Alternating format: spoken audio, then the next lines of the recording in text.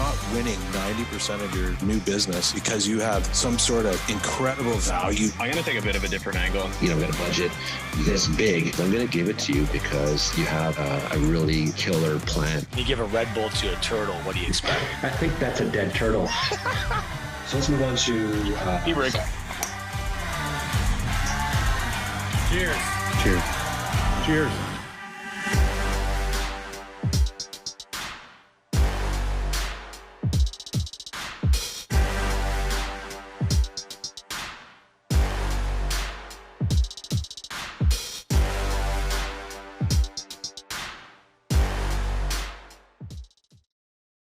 Does your current premium finance company lock you into long-term agreements? That's because they don't want you talking to us. At IFS, we win your business the good old-fashioned way, with customer service. I know you don't always have to use a premium finance company, but when you do, you should use IFS. Cheers. Hi there, and welcome to another episode of the Digital Insurance Point podcast. As always, I'm your host, Tom Reed, and I'm joined by my colleagues, Adam Mitchell, CEO of Mitch Insurance. Hello. Steve Earle, CEO of Cheap Insurance. Good day. And Jeff Roy, CEO of Excalibur Insurance. Welcome, everybody.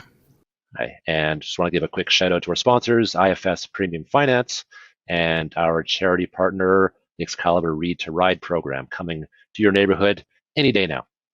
So today's episode is about aggregators. What's an aggregator? What do they do? Who are they in business for?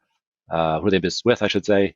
How are they important in the landscape? How do they interact with carriers and brokers and consumers and so on? And we're going to chat through that topic and see if we can shed some light into this particular corner of the insurance landscape.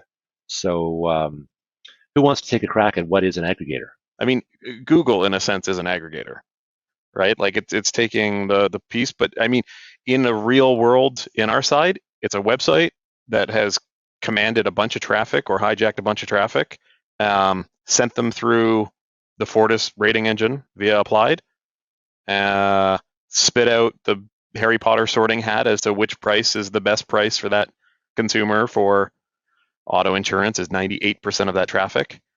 And then they sell that client's prospects data to a broker or a direct writer to try and convert to an insurance policy.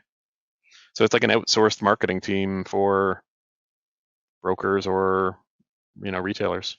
Yeah, so we a couple of years back we had Justin Tuane from Lowest Rates, and I guess my takeaway from that conversation was that these aggregators essentially are really, really good SEO shops that specialize in insurance lead generation. Right? They, there's 2,000 brokers in the country. There's only plus X number of direct writers. And there's only 8 to 10 spots on the first page of Google. And we all know, we've talked about this before, that insurance is probably the most competitive keyword on the internet, right? So these aggregators have, there's a niche there. There's lots of people looking for insurance, specifically, a lot of times it's car insurance, and they've found a way by being really, really, really, really good at SEO to get those top spots when somebody's Googling car insurance or some variation thereof. I would add one more thing, Tom. You've got the aggregators that sell to third parties only, and you have the aggregators that sell to third parties and also to the broker arm that they own to themselves. You kind of have the two-tier.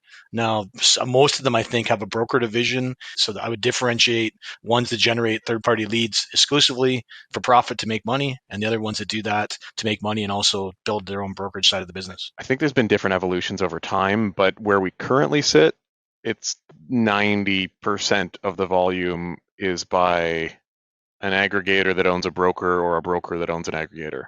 And sometimes that broker is decentralized, but I thought ClickAssure had some affiliation, but it's mostly out of Quebec. I don't know. The My Choice guys, they came out of Kinetics, and I think they took marketing skills and ramped that up. I don't think they might have allegiances or strategic deals with certain brokers, but I don't think they have any brokering. Adam, you brought up Kinetics, and to my recollection, Kinetics is kind of the OG aggregator, right? So, and maybe now we can test some brains. I think the very first one was Insurance Hotline, which was Lee Romanoff, something like that, and she did it out of newspaper ads. So she went old school classified in, and then would sell the list over to Steve of, here's the people that responded to my newspaper ad. Go ahead and call them. True. That was analog aggregators. I was thinking more of the digital ones. Yeah. Lee Romanoff. I was thinking more of the digital ones, but you're right. Insurance hotline was a literal phone number. And then Kinetics bought it. So Kinetics got big into the online space and started ramping up a lot of traffic and got early on the SEO game. Ended up buying Insurance Hotline. Ran those as two brands, and one sold into brokers, the other sold into directs, and they had a broker on the side. They would consume some of the leads. So we've got in the market today, correct me if I'm wrong, we've got rates.ca, which owns a number of brands, including Lowest Rates and I think Kinetics too now, right? Well, if you want to go through the fun history, because I was at the table for the rates.ca purchase. That was owned by a magazine blog company. I don't know how you describe them, but they had a number of different brands, and they wanted that one off of their sheet as they were prepping the company to sale. So originally, Andrew Lowe was head of Kinetics and bought rates.ca, and it was $250,000. And I was so small and unsophisticated and could not get out of my own way from tripping, and a whole due diligence sheet and whatnot. And I think he pulled it out from change between his couch cushions and said, "I'll take it," and we were gone. So he had it, and that thing just started paying for itself on day one. It started generating some leads, and that became the parent company when Eagle came over. Teachers Pension Plan bought all of Kinetics, Insurance Hotline, some of Eagle's assets, bundled that in, and they rebranded the entire empire or thing as rates.ca, I presume because they liked the name better. And so you've got rates.ca, which is probably the big fish in the pond. Rate Hub, relatively new entrant. You've got ClickAssure in Quebec. I want to tease apart the relatively new entrant because we talked a bit about Justin. He great entrepreneur, did some really cool things in our space, and has since exited. He went to school actually at Queen's with Alyssa, who was the founder of Rate Hub. And Justin went hard into insurance and the finance on that side, and Alyssa and Rate Hub went deep onto mortgages. And they both kind of reached dominance in their particular spaces, reaching the top of the mountain. So Rate Hub is new into insurance, or one of the newer players, maybe second newest now.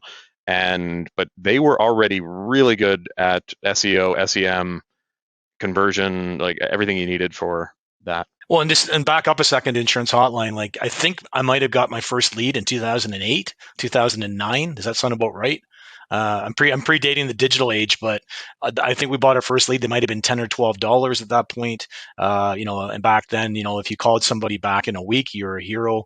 The way the insurance chain, nobody understood digital marketing, nobody understood the consumer. They didn't have best practices, but hey, if you could pay $10 for a lead, that was a good deal. I will point out the Insurance Hotline people did really well because they were in all the newspapers. They were able to build kick-ass links to outrank everybody because of all that paper connection. And they did a really crazy job of doing that. So they ranked and they played the SEO game at a level nobody else did before anybody else did.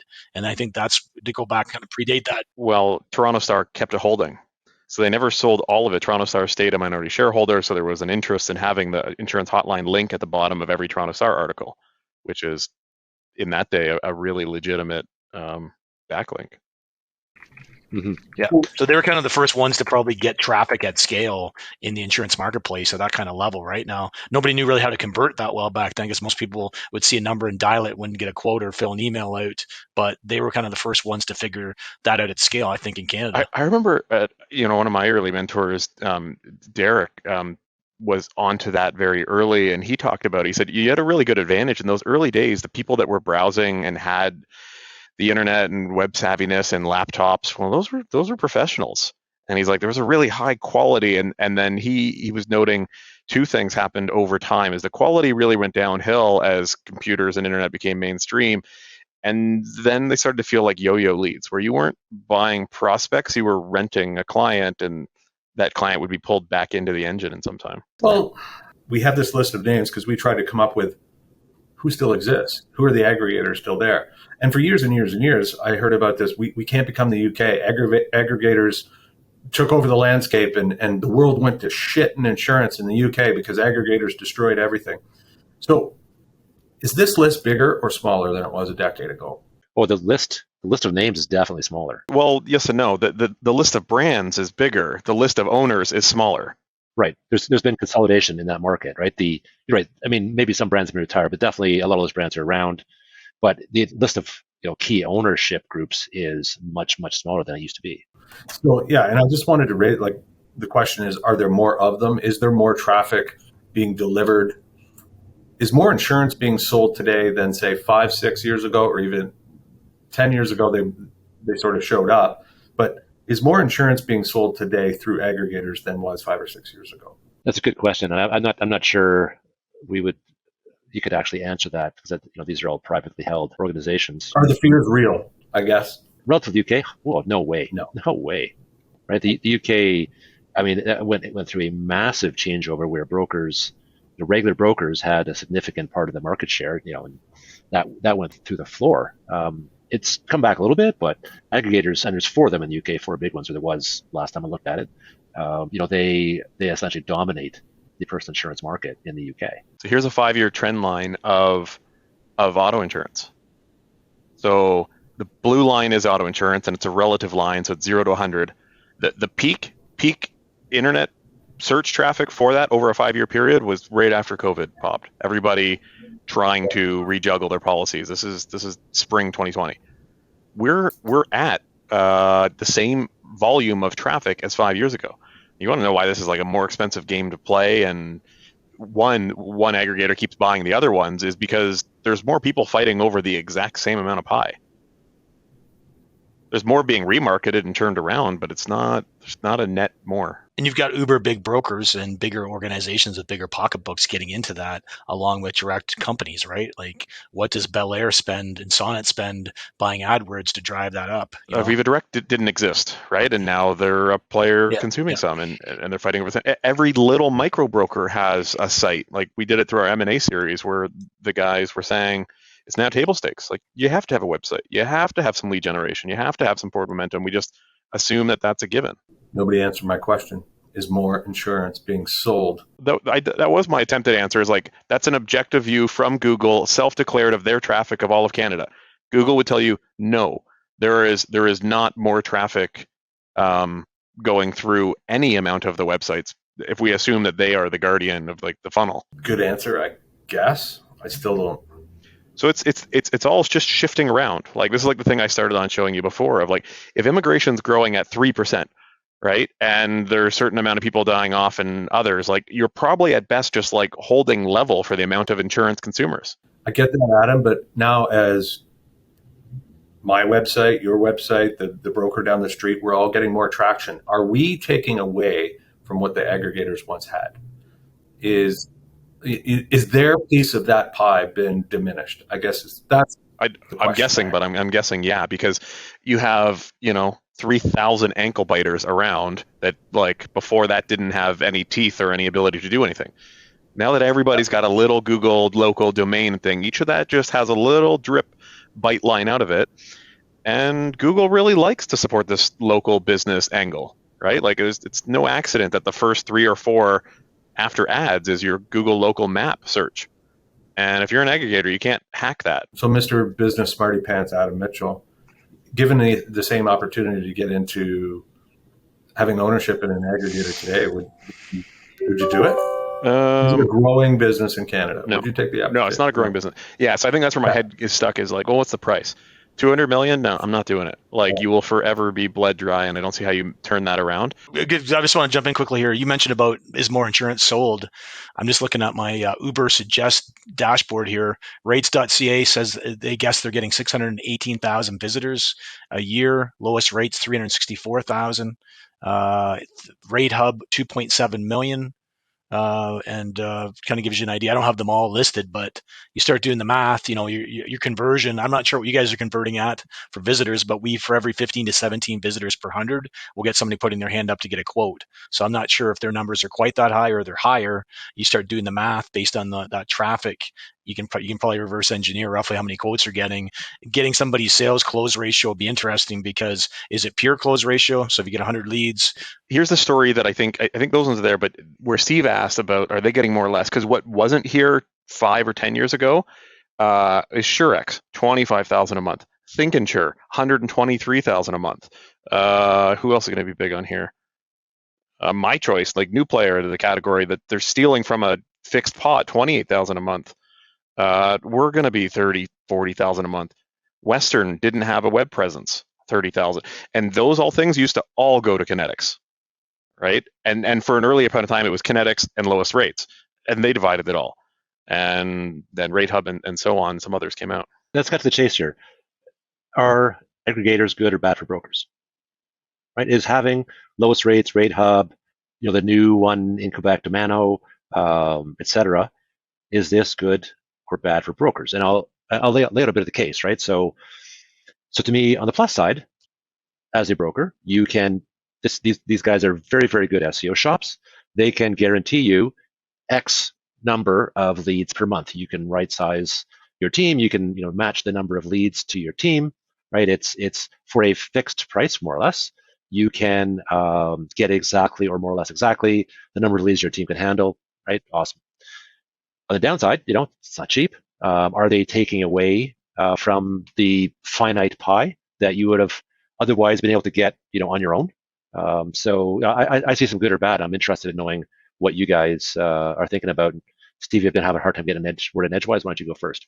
Well, I think that it depends on your business model, who you are, and where you're at on a journey. Are you a startup? Are you hungry? Will you write anything with a pulse?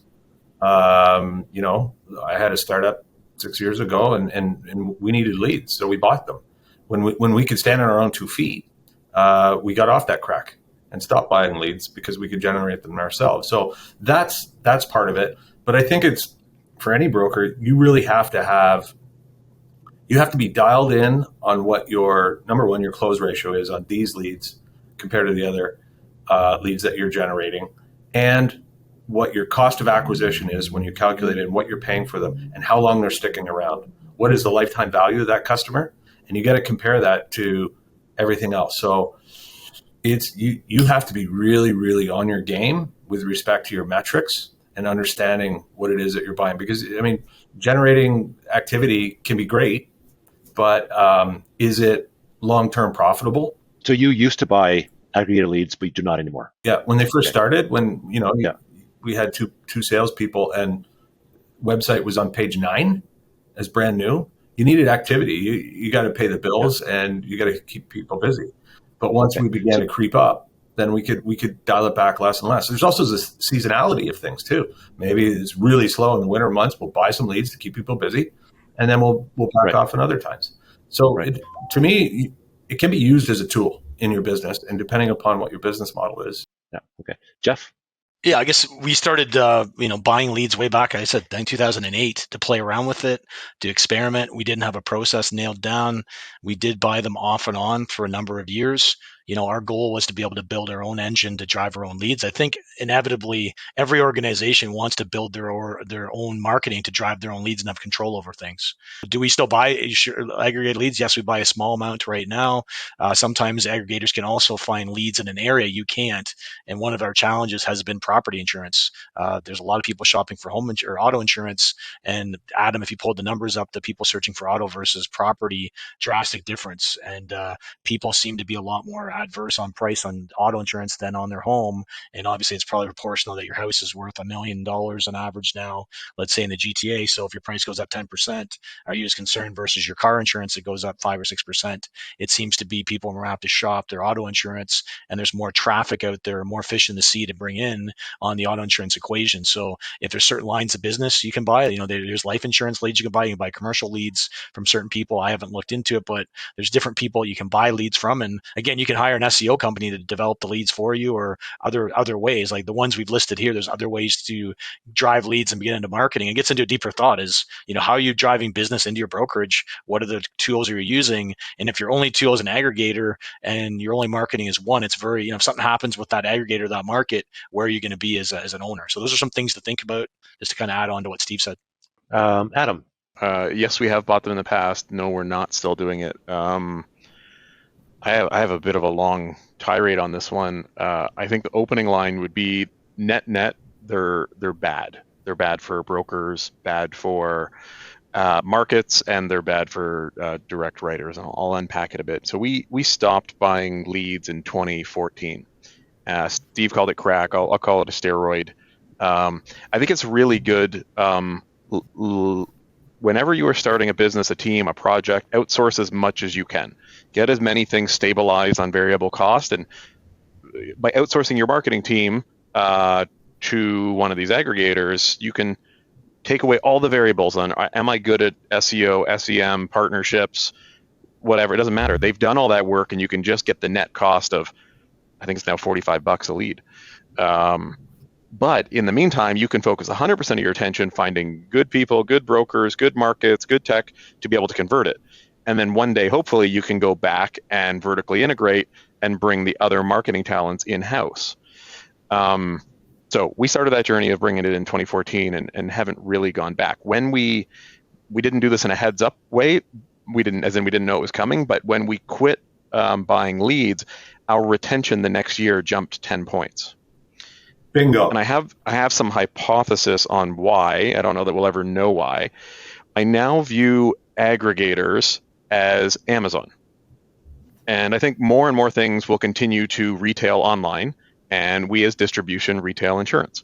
So when a consumer is going online and has to sort through a number of different options and star ratings and things, that's the role that either the broker or the aggregator plays. And if it's the broker that plays it, and we'll say Steve and Bald Insurance, they attribute the value to Bald and that brand for helping him figure it out.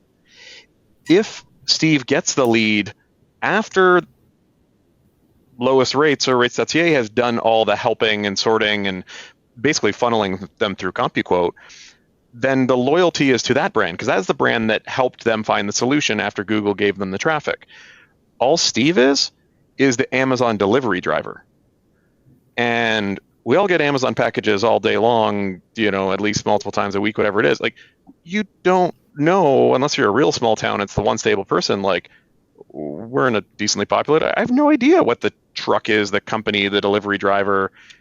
It's just, so I really don't want our brand and our brokerage or the insurance company to be distilled down or diminished to, you're just the one delivering the package.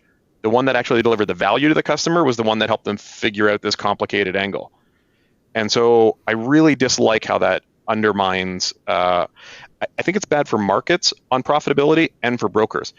On markets for profitability, if we assume that these are being FSRA regulated entities and that they are quoting through 100% of their quotable markets, the only time that you're going to get placed with that market is on the absolute cheapest. No value, no angle, no geographic, no other loyalty. You're just commoditized down to the price, which is the UK problem. For brokers, it gets a little worse because we already know you have bad retention on these things because you're renting the lead and it never actually stays. You're only going to get to write the thing because you don't get to come into the pitch until they've already qualified you as the lowest possible price.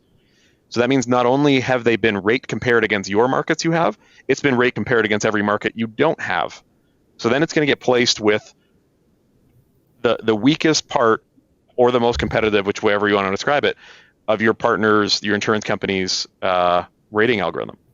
So back to the top of go ahead, get started with it, but again, get busy working really hard to get off it as fast as you can. And I think that should go for markets. I think that should go for brokers. They deliver value, but it's just value because here's the other one. You're going to start building a war chest off to an army that's way friggin' better at all of this than you are. So how are you ever going to catch up if you don't start investing in yourself? And I'd rather spend $5 or $10 more per lead, self-generated, where all you have seen is my brand the entire time on my value prop, than get a discounted one to somebody so they can race that horse a little further ahead of us. I think we need to define why we keep saying a rented lead too, because not everybody may or may not understand that, you're, like Adam said, you're the Amazon delivery driver, but you're purchasing a customer who's been conditioned to this already. And the aggregator is going to come back after them even after you write them. Both directly and indirectly. Like even indirectly on an ad, just a billboard there, and somebody looks fondly of oh yeah, I remember that. I went there and they helped me save a few bucks. I would suggest, I would kind of push back on the Amazon driver. It's not, we get a little more higher value in the chain than being an Amazon driver. Even though you get the lead, you still need to have a process. And this is where, if you got a good process at your brokerage to get a hold of the client, maybe build up rapport, go over coverages, make it just not about price, even though a lot of people it is price, but you have a chance to dance. You have a chance to dance and get your brand out front. You have a chance to close them. You have a chance to onboard them. You have a chance to get them in love with your brand. You've got a year generally to do that before they go back to the other party for those people doing it. Most people aren't doing that, mind you, and again, some contracts they're allowed to remarket, other ones they aren't. So you have to look at the devil's in the details, right? And each now whether they're still doing it and they did it once, they'll remember a year later. A lot of people don't remember what site they're on 5 minutes ago, so the chance of them going back and finding the same site doing it isn't quite as high. But you obviously run the risk right there, and you haven't done your job as a broker. I think I agree with you that there's a chance, and my whole argument is like, why even allow that chance? Right? Like, I have to play tug of war on day one with like what you thought of that. Was that good? When I think of my client journey life cycle and a client's like, hey, fuck, I got my renewal. This thing is painful. I go onto Google and be like, how do I get a not painful insurance rate? I spend 15 minutes on lowest rates filling it out and answering their questions on a pretty slickly designed site that works well on all my devices. And then I get to one of Jeff's salespeople, and you have a pretty strong brand and angle. You hope that gets delivered by your salesperson. They're going to walk them through most of the same questions, filling out the same OAP1. Like, best case scenario, I fall in love with the journey. Worst case scenario, I'm real tired and aggravated that you're asking me all the same questions. The website, like, guessed and pre-filled. So, Adam, you raised a really interesting point about why it's bad for brokers and for carriers in the sense that it drives price down, right? Because many consumers, I don't know about most, but a significant percentage of consumers don't see insurance as anything other than a commodity, right? And part of the broker's job is to convince them that there is value in the policy, more value for you with this company or that company or with this package or that package or whatever. But even so, still a lot of consumers see it as a commodity. So when you are, as you said, when you're presented with a bunch of prices, which may or may not be markets that you deal with, the rational person says, well, what's the cheapest one? At the end of the day, these are all the same to me because they are literally a commodity. I'm going to go with the cheapest one, super rational. I would argue that, and so I totally get it why it's bad for carriers, right? There's a bit of friction built in by that, by a difficulty to access pricing. Most people don't even know what the price for their insurance policy is. It's super complicated. It's super opaque. There's a benefit to the carriers to have that built in, but I would say that's actually quite a negative thing from a consumer perspective, right? Like, we've talked about this before. When you get your quote on a policy at the end of the process, it's a different number. That's very aggravating. No other industry does that, right? Well, yes and no. Like, if you go into a true retail shop and I go into a Radio Shack and I pick up this, speaker and I have it, I may or may not know this is the best price. And if I could aggregate all of the internet and see all the prices and everybody who's up to date, it probably isn't. So there's a little bit of margin built in for the person to be able to consume that thing. And that's sort of standard business. Well, and then there's the whole bait and switch part on behalf of the consumer, which we got a lot of complaints about too. So you go back to your car analogy, Adam, like, you can go online and get a price for the car. They refer you over to the dealership, and then the dealership says, oh, okay, well, that is the price, but you're going to want car mats, right? And you're going to want a steering wheel. And you do need, that's the base model. If you want this, that, and the other, and these are all things that you should have because you've told me what you're going to use this car for. It doesn't come with roof racks. It's actually a 4-cylinder, not a 6. All these sort of things, and then they end up paying more, right? Comparing us to the dealerships is a flattering. I wouldn't call it a flattering comparison. No, what I'm saying, you understand what I'm saying. So totally, they get a price and they go, oh yeah, and we got the calls all the time. It's like, I'll take that $900 policy. The only problem I have with that is where I actually think that, like, the brokers that are aggregators en masse are worthy competitors, right? So putting that part forward of, like, if you vertically integrate this thing and you fully consume it, now you're just a pretty sophisticated broker that's doing some good marketing. I have a problem with the aggregators that will skim off the top and write all the desirables and sell the undesirables. I don't like the yo-yoing of the leads. I don't like some of the manipulation of, at midnight I get one price and at 8 a.m. I get a different price. But to the consumer, to like Tom's point, like, yeah, there's value there. And I'm equally going to say that's the value at a lot of the expense of a lot of brokers and a lot of insurance companies. right? So like it's a bit of a complicated beast, but I don't think insurance companies are better off or brokers are better off for supporting these very worthy adversaries. Well, I mean, in a regulated product as well, you get into, I mean, I don't think there's an insurance company in the land that'll tell us that they want to be the cheapest all of the time. Listen, who's the smartest insurance company? So, who's the smartest, best run every year, most profit?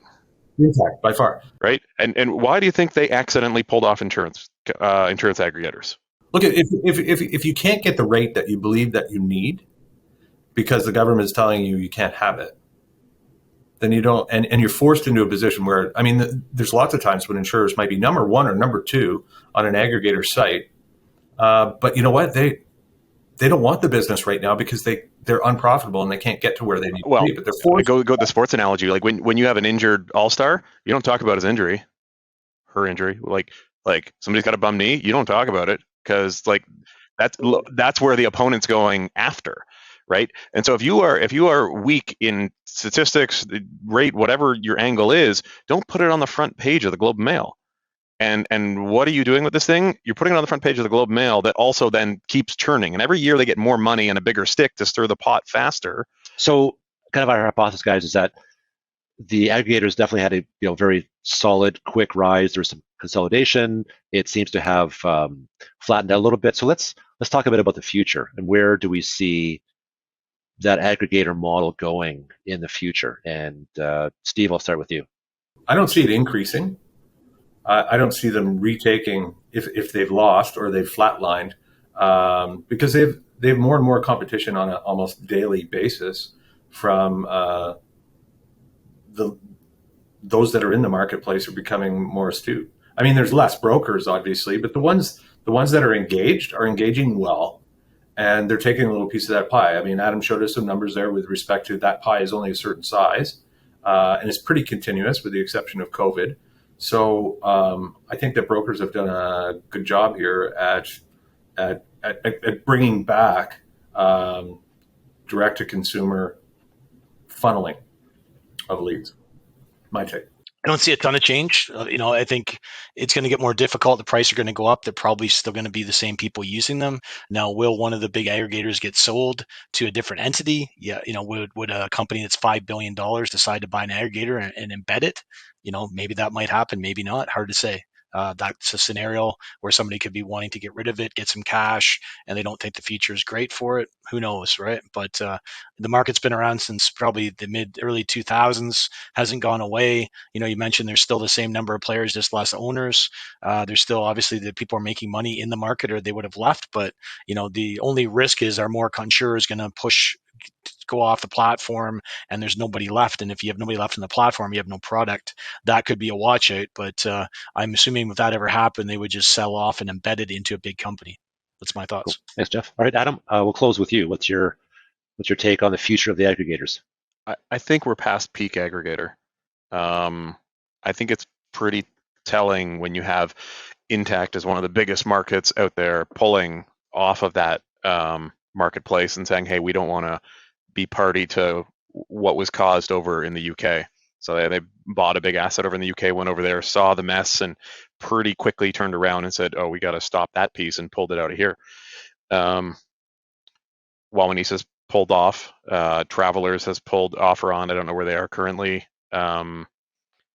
I think there's a lot more sophisticated B players. So they used to be very dominant A players, and there was 3 on the top that controlled the entire marketplace. And in the UK 15, maybe 20 years ago, I keep saying 10, but I think I've been telling that story for 10 or 15 years.